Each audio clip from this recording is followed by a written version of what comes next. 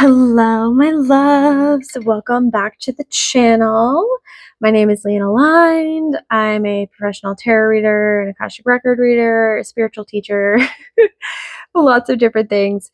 But today I'm continuing my video series where I am reviewing decks that I have been using quite a bit this year.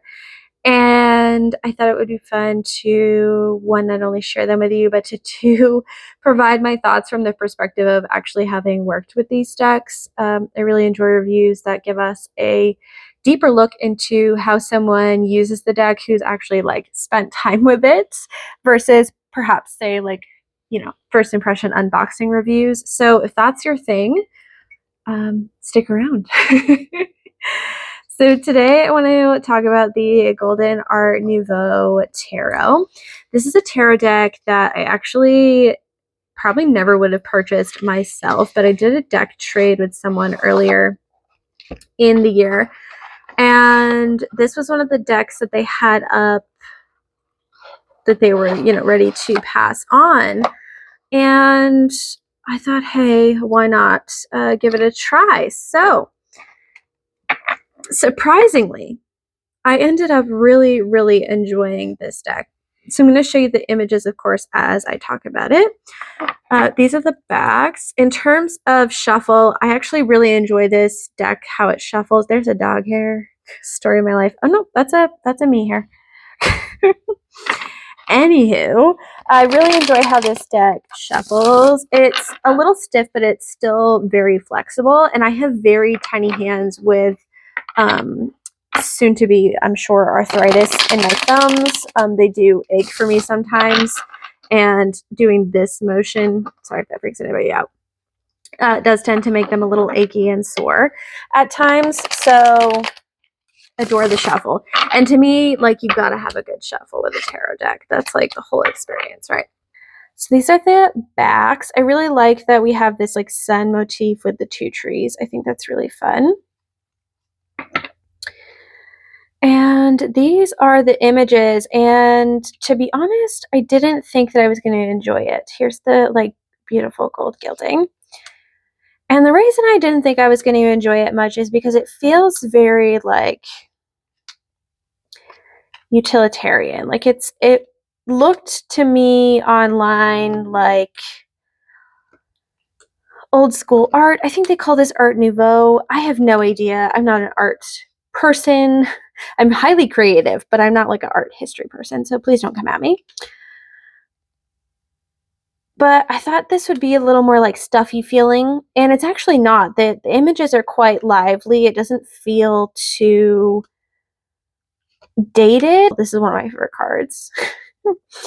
The wolves and the moon. Oh, it's just beautiful. But surprisingly, I also wasn't super drawn to this deck at first because it felt very masculine in its nature. Of course, we do still have the feminine presenting figures, but it did feel oddly, I don't know, masculine skewed to me. Maybe that was just my assumption, although that has kind of been my experience working with it as well. There's something about this emperor that I really love because he feels very like grandfathery. And that's also how I feel with this particular tarot deck. It feels like that grandfathery masculine energy. So he's not going to like come in and like bulldoze you and like slap you in the face kind of masculine energy. There is more of like a caring, wise, let's look at this from a logical, like calm standpoint energy to it. And I actually have really appreciated it because one of the decks that I use sometimes when I'm going to pull out a very traditional looking Rider-Waite-Smith deck. Also, this Hermit's my like tarot card of the year, so I'm really, really hot on the Hermits, and I really like that particular depiction. One of the decks that I pull out a lot when I'm just looking at like regular Rider-Waite-Smith is the Modern Witch Tarot. And I feel like this is the perfect counterpart to that tarot. Now, if I was going to do a top 10 favorite decks of all time list, the Modern Witch Tarot would not make the top 10. I just want to like clarify that. But there's something about it that feels like that counterpart because the Modern Witch Tarot is it has that modern feel, but it's all feminine figures. Like it's not exactly masculine skewed. And there's something very like maiden energy about the Modern Witch Tarot. And this Golden Art Nouveau Tarot just feels like a beautiful counterpart to that. I really enjoy this deck for like calm study. I don't know if that's like a good way to put that, but I feel like when I'm approaching the thought about structure or taking action or any of those emperor type energies within my life, within my work, I like to pull out this particular deck because there's just something so like grounded and yet grounded, calm, and kind of unbothered about this deck, where it's just like very matter of fact, but from such a place where it doesn't cause me like anxiety or to feel any certain way. I don't know, I just feel like that's the personality of this deck for me. And I've really enjoyed working with it. I can't say I've used the guidebook very much at all, so let's pull a card just to get a feel for the guidebook because, you know, as someone who proficiently reads Rider-Waite-Smith tarot and like I teach other people how to read tarot, like I don't need the guidebook. And I often won't look inside a tarot guidebook unless there's a deck where I think it's offering like a fun perspective and I just want to get to know it or the creators of it, etc. But I didn't really bother to look in this one. So let's get a card for the Leanne Aligned Collective, please. We have the, I think that's the Knight of Wands. No, that's must be the Page of Wands. I'm trying to figure out based on the top insignia, because the knights are always on horses, right? I believe these knights are still on horses. Now it's going to take me 8 years to find one because that's how things work. Yeah. So here's the horse. So this is the Page of Wands. Throws me off with the little helmet there. Page of Wands. This page has creative potential, but has not quite decided yet where to put his energy, inclined to bursts of enthusiasm rather than a sustained effort towards a goal. He will need guidance to fully realize his gifts and use them wisely. I think that's absolutely hilarious. Because this is literally like what I was talking about, how I use this deck, right? Like when I'm in the moments of the Page of Wands where I have all of this creative potential and I really want to rush forward with it, but I need to kind of be guided on the daily ways to really actualize this particular mode of expression.